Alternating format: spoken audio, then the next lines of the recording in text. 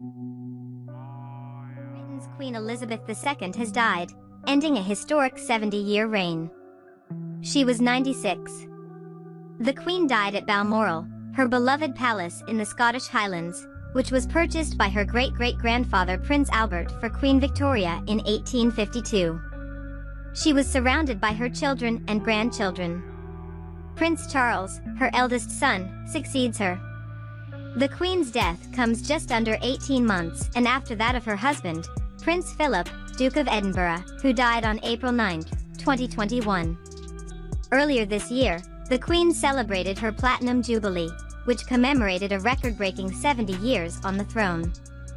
In a rare personal statement to mark the occasion of her accession, she said, "It is a day that, even after 70 years, I still remember as much for the death of my father, King George VI, as for the start of my reign." Celebrations began on February 6, which is the day she officially acceded to the throne, and carried on into June, when she appeared on the balcony of Buckingham Palace for the first day of a long Jubilee weekend, with the British public getting an extra public holiday to celebrate. However, the monarch did not attend subsequent Jubilee events, including a concert in her honor featuring Adam Lambert and Queen, Lin-Manuel Miranda, and Sir Elton John, after experiencing discomfort during the Trooping the Colour parade on the first day of the celebrations. She made a brief appearance on the Sunday at the conclusion of the festivities. On September 6, she officially appointed the UK's latest Prime Minister, Liz Truss, in a ceremony at Balmoral. Traditionally, a new Prime Minister is appointed at Buckingham Palace, in the capital, but the venue was changed due to the Queen's mobility problems, the palace said in a statement. In photographs released of the event, the Queen was shown using a walking stick, but smiling as she shook Truss's hand. The following day she was forced to cancel an audience with ministers after being advised to rest by her doctors. The Queen, who acceded to the throne in 1952, was the world's oldest reigning monarch. In 2015, she also became the longest reigning British sovereign of all time, surpassing the previous record set by Queen Victoria. She holds the record for the second longest reigning monarch of all time after France's Louis XIV, who was on the throne for 72 years. During her reign, the Queen saw 15 British Prime Ministers serve under her, beginning with Winston Churchill, and met 13 of the last 14 US presidents, from Harry S. Truman through to Joe Biden, as well as countless heads of state across the world.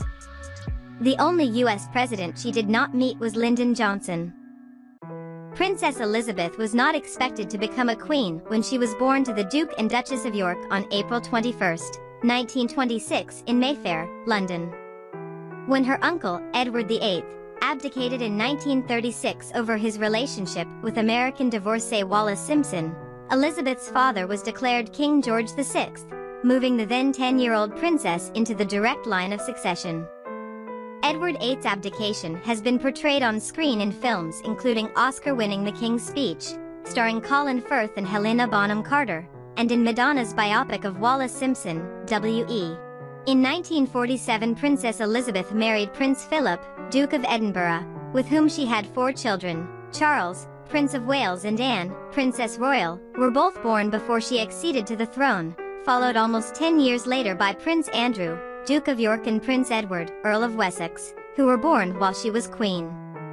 On February 6, 1952, King George VI died suddenly at the age of 56 from a coronary thrombosis, and Princess Elizabeth, then on a tour of Kenya, acceded to the throne, becoming Queen Elizabeth II. Her coronation in Westminster Abbey the following year was the first in British history to be televised. While she continued to undertake her royal duties until the very end of her reign, in the last few years of her life she was restrained by her health, using a walking stick and occasionally, according to local reports, a wheelchair, although she was never seen publicly with the latter. In February 2022, a statement from Buckingham Palace to royal reporters confirmed that the Queen had contracted COVID-19. Her Majesty is experiencing mild cold-like symptoms but expects to continue light duties at Windsor over the coming week, said a statement from the palace. She will continue to receive medical attention and will follow all the appropriate guidelines. However, she appeared to make a full recovery. The Queen became a cultural staple during her long and eventful reign. She was the most photographed woman in history, gracing the cover of Time magazine at age 3, the first of several such appearances, and was depicted on the big screen, the small screen, the stage, in music, and in art. She is the main subject of the Netflix original series The Crown, which follows the Queen from the 1940s to modern times and examines her relationship with the various prime ministers who led Her Majesty's government as well as other figures, both within the royal family and outside it. Over the show's 6 seasons, each of which covers approximately a decade in her life, she has been portrayed by 3 different actors: Claire Foy, who won a Golden Globe for her portrayal, and Olivia Colman, who won both a Golden Globe and an Emmy, and Imelda Staunton, who will portray the Queen in her 70s and 80s during the show's 5th and 6th, also believed to be its final, season. Season 5 will premiere on Netflix in November 2022. Helen Mirren also memorably played the British monarch in the 2006 film The Queen, written by The Crown creator Peter Morgan and directed by Stephen Frears. The film was set in the aftermath of Princess Diana's death, a low point for the British royal family, and won Mirren a Best Actress Oscar for her performance. Mirren went on to play Elizabeth again in the West End and on Broadway, in the stage hit The Audience. The monarch was also depicted in Spencer, played by Stella Gonut. The film stars Kirsten Stewart as her daughter-in-law Princess Diana, while the Queen's early childhood was portrayed in Oscar-winning film The King's Speech. The 2015 film A Royal Night Out offered a fictionalized glimpse of the night Elizabeth and her sister Princess Margaret were allowed secretly to slip out of Buckingham Palace to join the crowd celebrating VE Day on the streets of London in 1945. In 2016, the Queen was a character in the BFG, Steven Spielberg's adaptation of the book by Roald Dahl, and The Naked Gun, From the Files of Police Squad, also tackled the British monarch, literally. In the 1988 comedy, Leslie Nielsen's character uses a running tackle to save the Queen from what he wrongly believes to be an assassination attempt. The actor who plays her in the film, Jeanette Charles, has made a career of royal impersonation, standing in as Elizabeth in about 20 movies and TV programs over a 40-year period. In animated form, the Queen in her Cinderella-like royal coach survived an attempted robbery of her crown in the 2015 film Minions and a rear-ending by Homer Simpson in a 2003 episode of The Simpsons, titled The Regina Monologues. She wasn't so lucky in a 2012 episode of Family Guy, in which a high-speed chase of her carriage ends in a royal fatality, and in 2007 an episode of South Park sparked outrage after it showed her dying by suicide on the throne.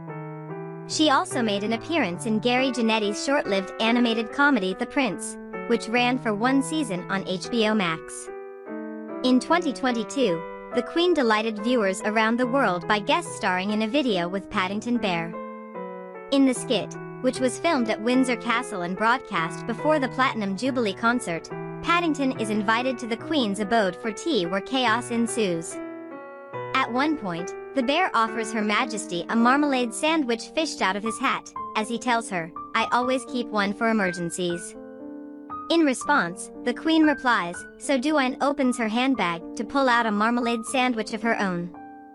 The 2-minute video quickly went viral, with the Queen's great-grandchildren, Prince George and Princess Charlotte, shown in the audience responding with joy to the clip.